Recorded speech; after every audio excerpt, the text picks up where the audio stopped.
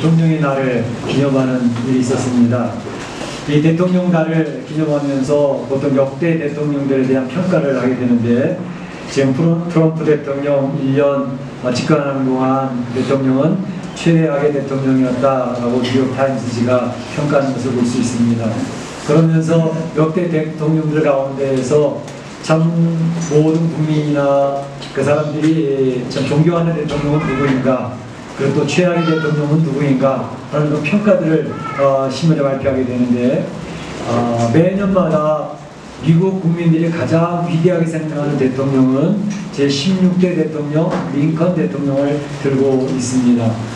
링컨 대통령은 어릴 때 어머니의 권면에 따라 가난한 가운데서도 성경 말씀을 늘 가까이 하고 읽었고, 또 그가 백악관에 들어갔을 때에 백악관에서 그 백악관을 기도실로 바꾸어서 기도하며 하나님 뜻을 찾으며 통치했던 그런 대통령으로서 정말로 미국이 위기를 당했을 때 국론이 분열되면서 이제 남쪽 군대와 또 북쪽 군대가 서로 싸우는 남북전쟁을 할 때 그것을 지혜롭게 잘 통합을 하면서 나라를 통일되게 이끌었던 대통령이었기 때문에 링컨 대통령을 미국 국민들은 가장 위대하게 치고 있습니다.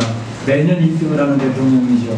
그런가 하면 최악의 대통령들의 이름들을 쭉 열거하는데, 그것은 여러 명이 있는데, 첫째는 그 링컨 대통령 바로 앞에 제15대 부캐넌 대통령은 이제 국가에 문제가 될 때 이슈가 있었죠. 그 이슈는 노예제도입니다. 이 노예제에 대한 이슈를 가지고 국론이 분열되는데 그것을 잘 수습하지 못해서 남북으로 완전히 갈라졌죠. 그래서 남북 연합군을 만드는 데에 부캐넌 대통령이 입주하게 됩니다. 그래서 남쪽 연합군과 북쪽의 이제 군대와 싸움이 붙는, 그래서 나라가 둘 쪽으로 나눠지게 되는 그런 일을 했기 때문에 그 부캐넌 15대 대통령을 최악의 대통령이라고 우리 지적을 하고 있습니다. 그런가 하면 37대 리처드 닉슨 대통령, 우리가 잘 아는 것처럼 나이 드신 분들은 다 기억하시겠지만 대땅떠라 그래가지고 러시아하고의 그 냉전을 종식시켰던 그런 대통령입니다. 그래서 참 귀한 일을 했지만 닉슨 대통령은 자기 임기를 채우지 못하고 탄핵을 당했죠. 소위 말하는 워터게이트 사건 때문에 이제 도청하는 것을 하면서도 계속 거짓말로 변명을 하다가 결국 탄핵을 당하지 않았습니까? 그래서 최악의 대통령으로 남아있고, 그런가 하면 43대 조지 W 부시 대통령, 부시 대통령 아들 대통령, 바로 그 사람은 이제 그 이라크에 핵무기가 있다라고 이제 허위 정보를 흘려가지고 이라크를 침공해서 후세인 대통령을 잡아서 결국은 죽이지 않았습니까? 그래서 이 일로 인해 가지고 미국의 국가 신뢰도가 완전히 떨어졌다는 거죠. 국제사회 경찰 국가로서 전 세계 평화를 유지하는 데 여러 가지 도움을 주었지만 결국은 자기네들 중심으로 일을 처리하다가 국제사회에서 지금 미국의 국가 신뢰도가 땅에 떨어지는 그런 일이 있었다는 것 때문에 미국 국민들은 잘못한 대통령으로 낙인을 찍고 있는 것이죠. 한 나라의 국가의 정권을 잡게 되어지면 정권을 잡았을 때 그 권세가 얼마나 대단합니까? 하늘을 나는 새도 떨어뜨릴 만한 그런 강력한 권세를 가지고 계획을 추진해 나가지 않습니까? 그런데 그 한 정권이 정세를 취할 때마다 그 정권의 권세는 대단한데 그 권세가 영원한 것이 아니라는 것을 깨닫는 것은 굉장히 중요한 일이라고 봅니다. 그 정권이 영원한 것인 줄로 착각을 했다가 그냥 문제를 일으키는 그런 일들이 많이 있는 것이죠.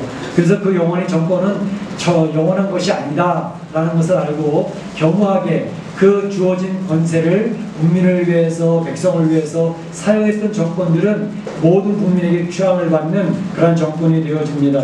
오늘 성경에 나오는 다윗과 같은 그런 왕은 바로 자기의 주어진 권세가 자기를 나타내는 데 쓰는 게 아니라 하나님의 백성들을 잘 통치하고 평화롭게 이끌어가고 공의롭게 이끌어가야 된다고 하는 그런 하나님의 뜻을 잘 겸손하게 감당했기 때문에 이 다윗 정권은 바로 메시아 정권을 보여주는 그림자고 하나님 나라를 보여주는 그림자로서 하나님이 축복하셨던 정권이 되는 거죠. 그렇지만 자기에게 주어진 권세를 자기 중심적으로 사용을 하게 되어지면 사울의 집과 같이 조만간에 그 정권은 무너지게 된다는 것을 보여주는 것이 성경이 계속 강조하고 있는 교훈이 되는 것입니다. 오늘 본문에 있는 말씀을 보게 되면 사울의 집 마지막 정권을 가지고 있던 이스보셋 정권이 몰락하는 그런 내용을 보여주고 있는 것이죠.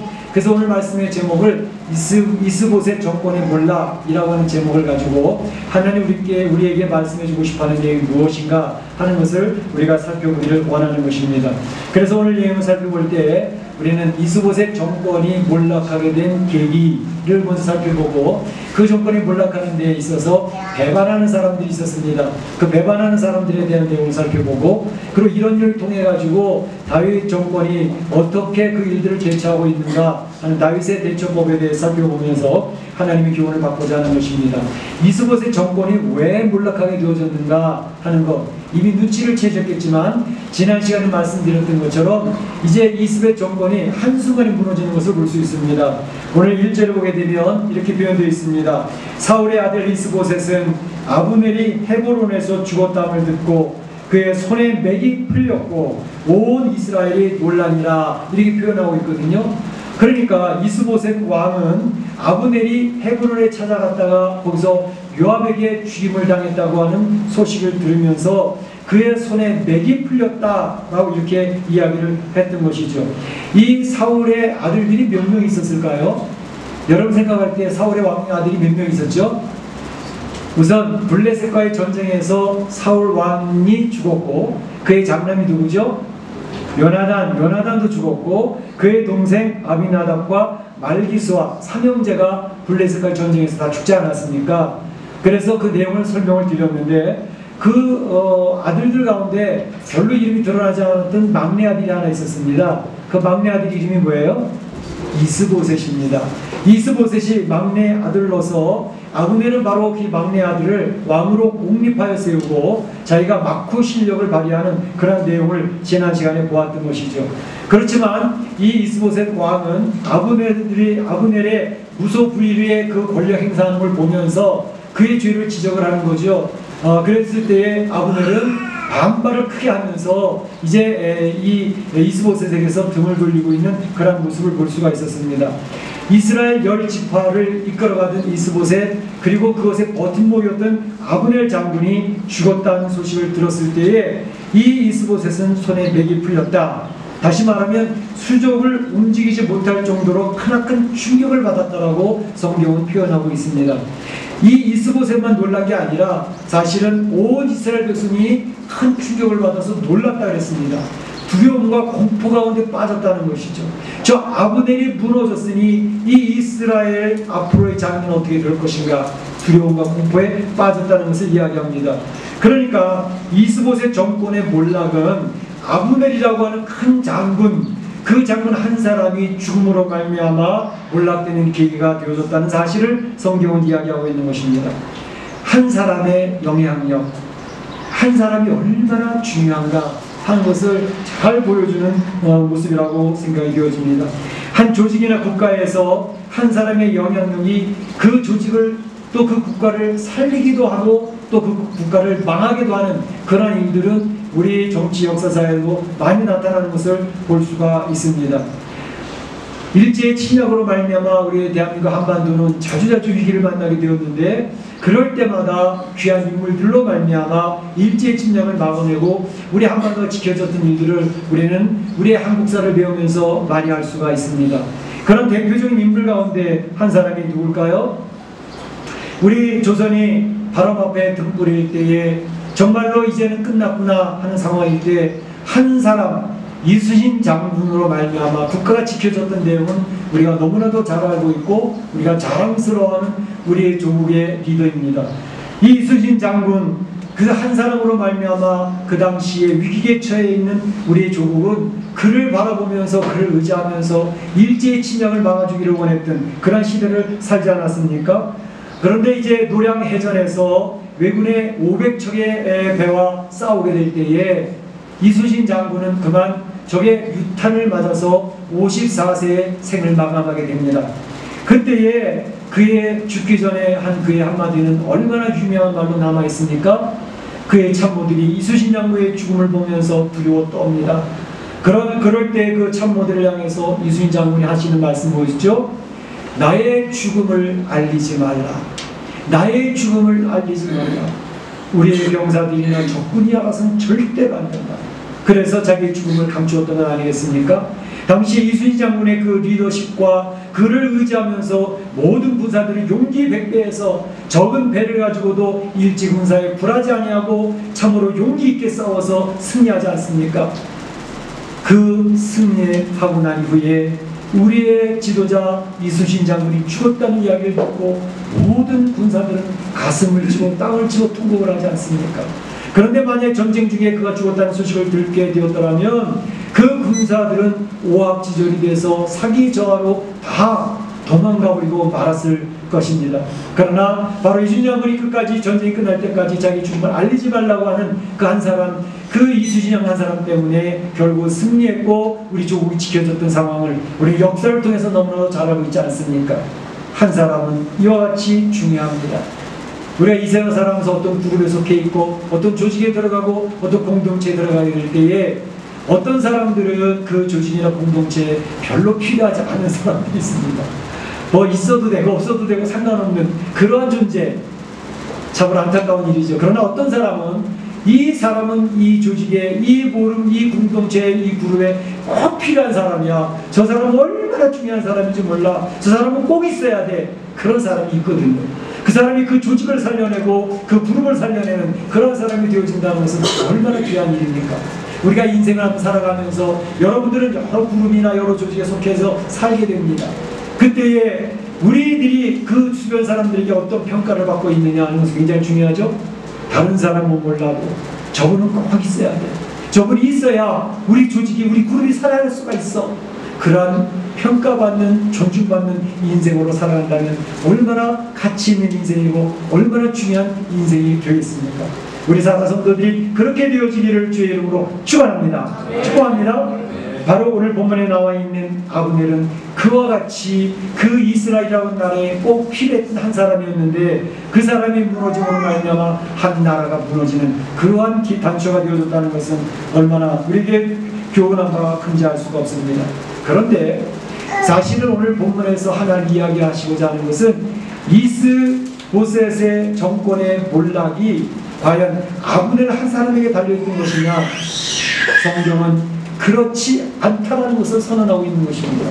다시 말하면 이스보셋이 지금 이 아브넬을 의지함으로 말미암아 그 나라를 이끌어 왔지만 바로 아브넬을 의지하고 하나님을 의지하지 않았기 때문에 하나님을 의지하지 않고 인생을 의지하는 인생이 되어져 그런 이스보셋이 되어졌기 때문에 자기가 의지하던 자기가 버팀목으로 생각했던 아브넬이 무너지는 동시에 그 국가도 자기의 모든 것도 한순간에 무너졌다는 것을 성경은 이야기하고 있는 것입니다. 하나님이 바로 원했던 것은 이스보셋이라고 하는 왕이 아브넬이 중요한 인물인 줄 알지만 아브넬을 의지하기보다는 하나님을 바라보고 하나님을 의지하는 인생이 되었더라면 그가 이와 같이 한순간에 몰락하지는 않았을 것이라는 사실을 이야기해주고 있는 것입니다. 우리가 이 세상을 살아가면서도 이 내용은 동일하게 적용이 되어집니다. 우리 이 세상 살아가면서 인간과 인간관계 속에서 서로 사회적으로 살아가는 동물이기 때문에 주변에 있는 좋은 사람을 만나서 좋은 사람의 도움을 받으면서 우리의 가정이나 우리 사업체가 이렇게 흥황해 나갈 수도 있습니다. 굉장히 감사한 일입니다. 그래서 인생을 살아가면서 좋은 사람을 만난다는 것은 그 사람의 굉장히 큰 축복입니다. 어린 학생들에게는 좋은 선생님을 만나야 성공한 인생이 되고 우리가 이 세상 학창시절에는 좋은 친구를 만나야 우리가 그 좋은 친구로 인해서 좋은 방향으로 나갈 수가 있습니다. 사업을 하면서도 참으로 나쁜 파트너를 만나기보다는 좋은 파트너를 만나면 사업 성공의 많은 부분에 유익하게 되어지죠. 그런데 중요한 것은 우리 인생이 살아가는데 성공하느냐 실패하느냐 하는 것은 좋은 사람을 만났느냐 못 만났느냐 굉장히 중요한 부분이긴 하지만 그것보다 더 중요한 것은 하나님을 의지하느냐 하나님을 의지하지 않느냐에 결정되어진다는 것입니다.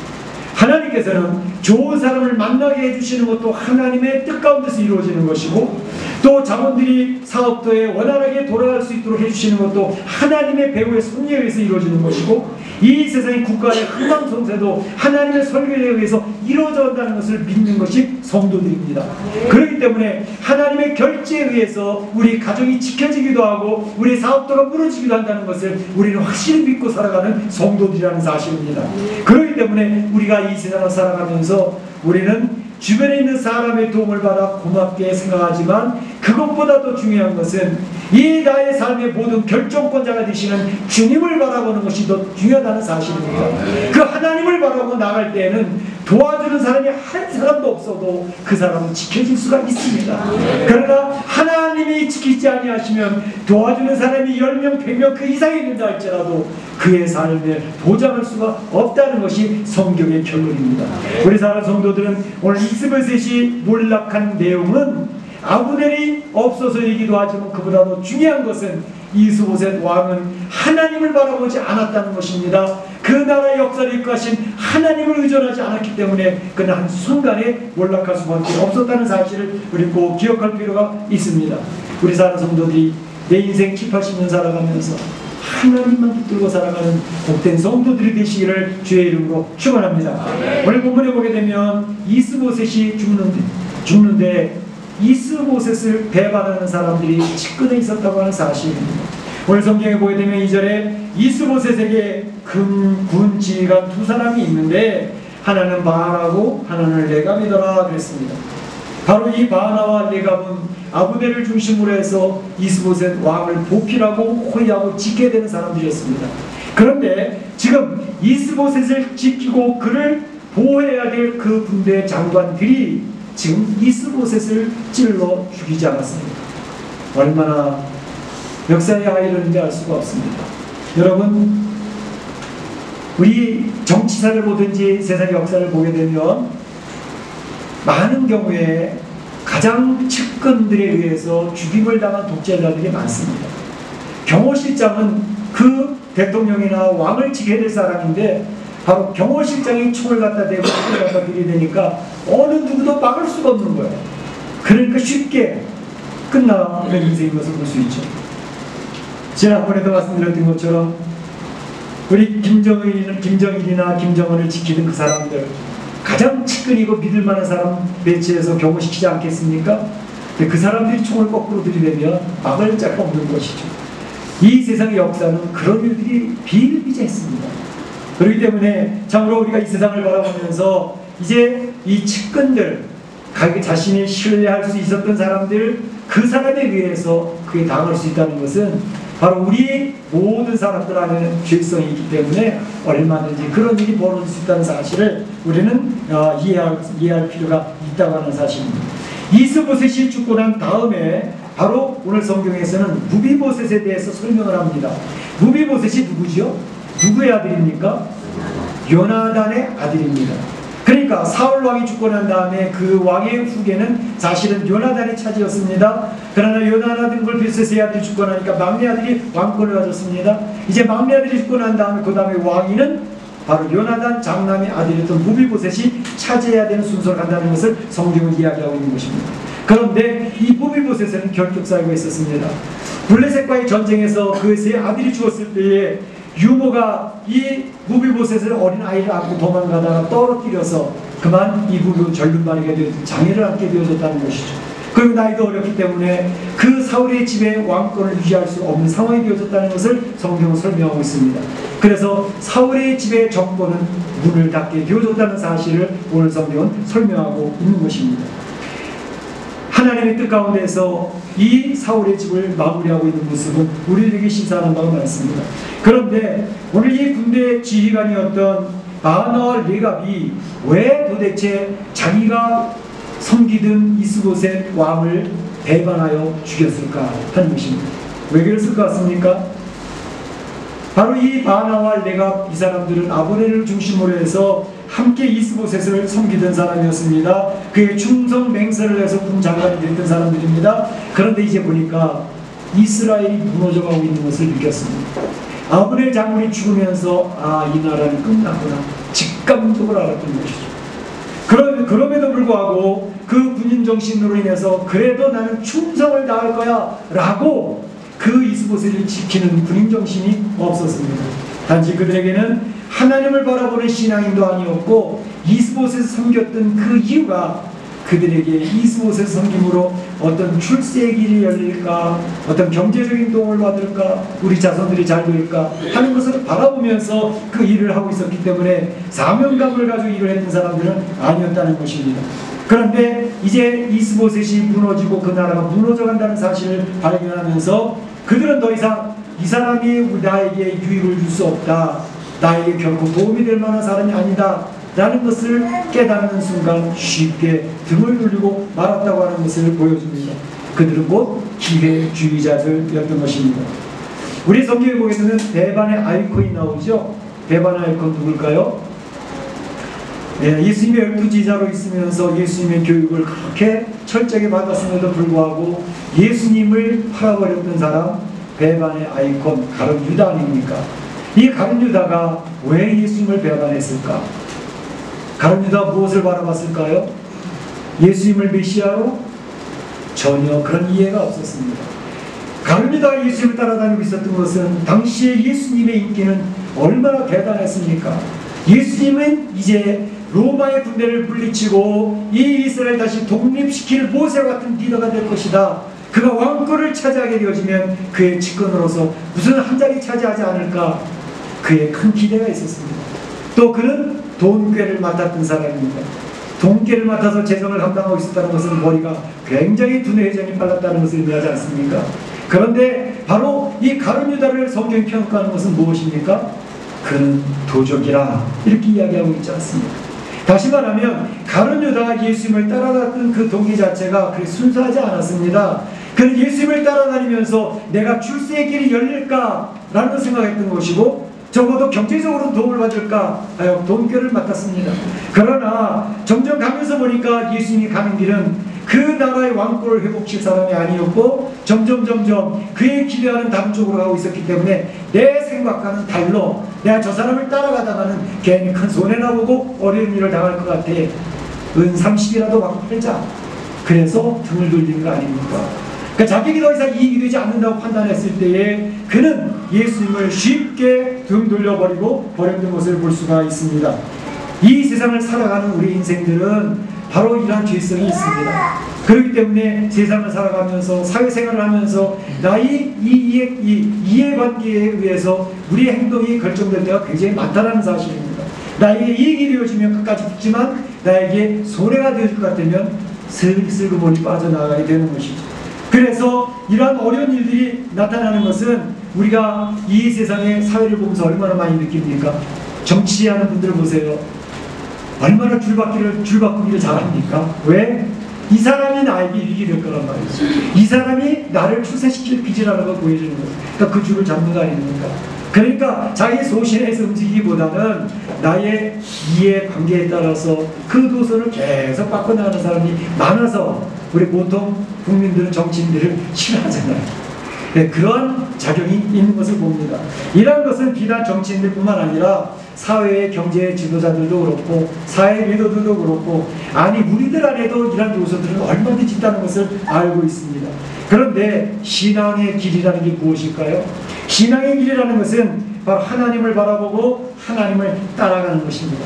그런데 하나님을 따라가다가 보니까 하나님 놀라운 축복을 받아서 잘 될 때가 있어요. 사업도 번성하고 가정의 문제도 해결해 주시고 건강도 회복시켜 주시고 얼마나 감사합니까? 근데 신앙의 일을 하는데 그런 일만 있는 게 아니더라고요. 예수님을 믿는 것 때문에, 신앙의 소신을 지키는 것 때문에 괜히 비난을 받고 손해를 당하게 될 때도 많습니다. 신앙생활한다고 하는 교회에 집사라는 그 한 가지 때문에 남들 앞에서 손해를 당해야 되고 비난을 받아야 되는 그런 일때가 얼마나 자주 있습니까? 그럴 때에 신앙인들은 그럼에도 불구하고 하나님, 제가 하나님 믿다가 많은 복도 받았지만 또 예수님을 따라가다가 많은 손해도 보내요. 그렇지만 내가 손해를 본다고, 내가 시간의 손해를 보고 내 노력의 손해를 보고 나한테는 아무 유익이 없는데도 일을 하고 있는 이것 때문에 제가 행동을 바꿀 수는 없지 않아요. 저는 그래도 하나님이 기뻐하시는 그것을 위해서 손해가 있어도 따라가겠습니다. 이 세상은 물질이 하나님 된 세상을 살아갑니다. 돈이 모든 힘을 좌우하는 세상을 살아갑니다. 돈만 있으면 모두 그 앞에서 머리를 숙입니다. 그래서 하나님이 돈이 하나님 된 세상, 만머리즘의 세대를 살아가고 있지 않아요. 근데 성도들은 그것과 다릅니다. 성도들이 돈을 중요하게 여기는 것은 당연합니다. 그게 나쁜 것이 아닙니다. 그러나 돈 때문에 우리가 우리의 모습을 바꿀 수는 없다는 것입니다. 어려워도 힘들어도 성도들은 바로 하나님의 뜻이 더 중요한 줄 알아서 돈에 손해를 봐서 여러 가지 어려운 일을 당해도 하나님의 뜻을 따라가겠다는 것입니다. 예수님이 그렇게 하셨습니다. 예수님의 많은 환호를 받고 최고의 인기를 누리고 계실 때에도 예수님은 그 성도들을 이끌어 가셨지만 비난을 당하고 십자가로 나가는 그 길에 있어서도 예수님은 포기하지 않으셨다는 것입니다. 그래서 성도들에게 예수님이 가신 그 길을 따라오라고 요청하고 있습니다. 내 몫에 대인 십자가, 내 십자가를 지고 나를 따르라, 이 얘기하고 계시는 거죠. 그래서 성도들은 좁은 길을 가고 좁은 문을 가는 사람들입니다. 나에게 손해가 되어져도 나의 하나님을 붙들고 가는 것을 포기하지 않겠다라고 하고 따라가고 있는 사람들 아닙니까? 바로 신앙생활하는 것이 그런 것들 때문에 어렵습니다. 왜냐하면 신앙의 길을 택해서 따라가는 성도들 마음속에 되어져 있는 내 안에도 이기심이 있거든, 내 안에도 욕심이 있거든, 내 안에도 기회주의적인 요소들이 있거든요. 그럴 때에 하나님, 제 안에 있는 이기심 어떻게 하죠? 제 안에도 욕심이 있는데 어떻게 하죠? 그래서 그러한 선택과 결정하게 될 때 하나님 앞에 고민하며 영적인 싸움을 하는 것입니다. 하나님, 내가 손해를 봐도 하나님이 이를 택해야 되지 않겠습니까? 그리고 싸워서 한 번, 두 번 이겨나가는 것을 경험하는 사람들이 성도들인 것입니다. 그래서 그 싸움 속에서 성도들이 신음합니다, 고민합니다, 어려운 길을 갑니다. 그런데도 하나님의 도우심을 따라서 성도들은 승리하는 경험을 갖게 되는 줄로 믿습니다. 그래서 성도들은 신앙의 길을 힘들고 어려워도 따라갈 수 있는 능력이 생기는 것입니다. 우리 성도들은 그 어려운 가운데서도 하나님의 뜻대로 살려고 발버둥치는 그 사람들이라는 사실을 성경은 설명하고 있는 것입니다. 이럴 때에 다윗이 어떻게 그 문제들을 풀어나가는가 하는 것입니다. 바알 레갑은 이스보셋을 죽이고 그 머리를 들고 다윗 앞에 와서 이야기합니다. 자랑스럽게 공치사를 하고 있습니다. 왕의 생명을 해하려던 원수, 여기서 왕은 다윗 왕을 이야기하죠. 다윗 왕 당신의 원수 이스보셋의 머리가 여기 있습니다. 여호와께서 오늘 바로 왕의 원수를 갚으셨나이다 라고 다윗 왕이 자랑스럽게 이야기하고 있는 것을 볼 수가 있습니다. 기회주의자들은 자신들의 야욕을 감추고 마치 자신들이 하나님의 큰 도구로 사용되어지는 것처럼, 하나님의 심판의 도구로 자기들이 행했던 것처럼 이야기를 하면서 자기를 합리화시키고 자기를 위장하고 있는 모습을 볼 수가 있습니다. 이것을 바라보고 있던 다윗이 어떻게 대우합니까? 다윗은 영적인 분별력이 있었던 사람입니다. 다윗이 이야기를 합니다. 그래, 이스보셋의 머리를 가지고 왔느냐? 내가 한 가지 이야기해 줄까? 지난번에도 사울 왕을 자기가 죽였다고 하고 그의 아들 죽음을 나한테 와서 자랑스럽게 이야기하던 아말렉 청년이 하나 있었다. 그 사람에게 대해서 내가 어떻게 했을 거 아니니? 바로 나는 그 청년을 그 자리에서 죽여버렸다. 지금 너희들이 바로 사울 왕의 원수를 갚은 것인 양 와서 이야기하고 있는데 너희들 그대로 둘 수 없지. 그리고 바로 그들을 수족을 베어서 죽여서 헤브론 목가에 그의 시신을 걸어서 모든 사람들 앞에 공개하고 있는 다윗의 모습을 볼 수가 있습니다. 다윗의 정권은 바로 너희들과 같은 사람을 통해서 세워지는 정권이 아니라니까. 우리는 하나님의 뜻에 의해서 하나님의 세워지는 그런 정권이 되어지고 싶고, 하나님의 공의가 선포되어지는 그런 정권이 되어지기를 원하고, 우리의 이해관계에 의해서 내 편만 들고 내 편만 들고 하는 그런 것에 세워지고 싶지 않다. 우리는 권모술수를 통해서 상대방의 권세를 제압하면서 세우는 그러한 정권이 되고 싶지 않다라고 이야기를 하면서 다윗은 그들을 바로 공의의 이름으로 심판하는 그런 모습을 보였습니다. 다윗의 정권이 공의로운 정권이 되었던 것은 바로 메시아 정권이 공의로운 정권이 되어지고 하나님 나라가 공의로운 나라가 되어진다는 것을 바로 보여주는 그림자였기 때문에 하나님은 다윗의 왕권을 축복하시고 그들을 이제 세워주시는 것을 볼 수가 있는 것입니다. 만약에 다윗이 왕이 된다고 하는 하나님 사무엘 선지자 이야기를 기억을 하면서 그래 나 빨리 왕이 돼야 돼, 어떻게 할까? 그러면서 자기 계획을 가지고 추진해 놨던 사람이 아닙니다. 야곱은 그렇게 했습니다. 그 어머니의 그 길의 내용을 들으면서 내가 내 형 에서보다 더 큰 자가 된다. 그래 어머니? 그러면 어떻게 하지? 그래서 에서 형도 속이고 아버지도 속여서 하나님의 선언한 그 내용을 스스로 쟁취해 나가지 않습니까? 그래서 야곱은 그 사람의 인생에 얼마나 많이 고생을 했는지 모릅니까? 다윗은 그 길을 택하지 않았습니다. 사울 왕이 무너져서 하나님께서 그 이후로 다윗을 왕으로 세워준다는 얘기를 이미 사무엘을 통해서 들었습니다. 그럼에도 불구하고 그는 이스보셋의 머리를 치지 않았습니다. 사울 왕을 쳐서 죽일 수 있는 기회가 계속 왔어도 그는 기름 부은 자를 자신의 손으로 칠 수 없다라고 하면서 거절했습니다. 그가 하나님이 세워주실 때까지, 하나님의 방법으로 세워주실 때까지 그저 인내하며 기다리고 있었던 것입니다. 너희들을 통해서 이 다윗 왕권이 세워지는 게 아니야 라고 선언하고 있는 것을 볼 수가 있습니다. 바로 다윗은 하나님의 은혜로 인하여 세워진 정권이라는 사실을 선언하고 있는 것입니다. 다윗은 그 신앙생활할 때, 인생을 살아갈 때 하나님을 자기의 편으로 만들고 자기의 도우미로 삼으려고 하지 않았습니다. 하나님은 나의 도우미가 아니라 내가 필요할 때 그에게 나가서 도움을 청하는 그런 분이 아니라 하나님은 나의 주인이 되신다라고 선언을 하고 있는 것입니다. 주인의 말에 따라서 난 움직일 거다라고 하는 생각을 가지고 이 정권을 세웠던 사람입니다. 맨 처음에 말씀을 시작하면서 드렸던 링컨 대통령이 뭐라고 이야기를 했습니까? 이제 할 수 없이 남북 전쟁을 해야 되는 시기가 왔습니다. 백악관에서 한참 동안 기도를 하고 나와서 야 이제 남북 전쟁이 시작을 하겠는데 어떻게 하면 좋을까? 그 옆에 있던 참모가 대통령 각하 하나님이 우리 편이 되어주시면 좋겠어요. 대통령 각하 그렇게 열심히 기도하시는데 하나님 우리 편이 되어주시지 않겠습니까? 이야기했더니 링컨 대통령 웃으면서 그래요. 그런데 하나님이 우리 편이 되어주기보다는 우리가 하나님 편에 서면 하나님 우리와 늘 함께 계실 것입니다. 하나님 편에 서는 것이 중요할 줄 압니다. 이렇게 이야기했던 거 아닙니까? 바로 우리 성도들이 세상을 살아가면서 하나님 내 편이 되어주세요. 내 편이 되어주세요. 쟤네 편 되지 말고요 라고 기도하기 쉽습니다. 그런데 링컨 대통령이 우리에게 가르쳐주는 것은 우리가 하나님 편에 서자. 하나님이 무엇을 원하시는지 그 뜻을 따라가는 신앙의 삶을 살자는 것입니다. 그러면 하나님들은 함께 계신다는 것을 이야기합니다. 오늘 다윗은 마지막으로 그들 앞에서 신앙 고백을 이렇게 합니다. 내 생명을 여러 환난 가운데서 건지신 여호와는 살아계신 하나님이셨습니다.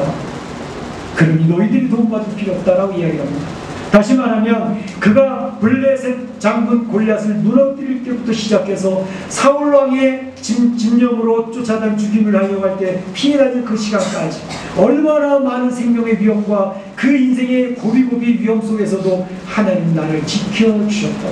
하나님께서 하나님의 선한 뜻으로 나를 인도해 주셨다. 그 하나님의 역사가 지금도 이루어져 가기를 원한다. 이제까지 인도해 주신 것도 하나님의 은혜요. 이제 앞으로 이루어질 것도 하나님이 에베네셀로 인도하신 하나님이 여호와를 인도해 주실 것이 확실하다. 그래서 우리는 여호와 니시의 깃발을 꽂을 수가 있는 것이다 라고 선언하고 있는 것이고 우리 사랑하는 성도들의 삶도 동일합니다. 하나님께서 에베네셀로 여기까지 인도해 주셨습니다. 우여곡절 끝에 멕시코 이민의 삶까지 왔습니다. 그러나 하나님의 인도하심이 있었습니다. 지금 멕시코에 살면서 여러 가지 어려움을 만나고 있을 수도 있습니다. 하나님은 지금도 여러분의 삶을 인도하고 계십니다. 앞으로도 어떤 어려움을 만날지 모릅니다. 그러나 하나님이 분명코 우리 사랑하는 성도들의 그 삶을 인도해 주실 것입니다. 여러분이 이 세상을 마치고 하나님 나라에 올라갈 그때까지 하나님 여러분을 도우시고 함께 주실 것입니다. 오늘 다윗은 그것을 우리 성도들에게 교훈으로 선포하고 있는 것입니다. 우리 사랑하는 성도들 오늘 이스보셋 정권의 몰락을 보면서 그 원인은 하나님을 의지하지 아니한 것 때문이었다. 배반하는 사람들이 우리가 살고 이 세상에 얼마든지 이해타산을 따라가는 사람 되지 말자. 다윗과 같이 하나님의 은혜를 고백을 하고 오직 하나님만 바라보며 승리하는 성도들 되시기를 주님의 이름으로 축복합니다. 축원합니다. 이 시간 다 기도하겠습니다. 오늘 받은 바 말씀 가운데 내 마음을 자르는 말씀 한 가지가 있다면 그 말씀 두고 기도하시기 바랍니다. 사랑의 하나님 감사합니다.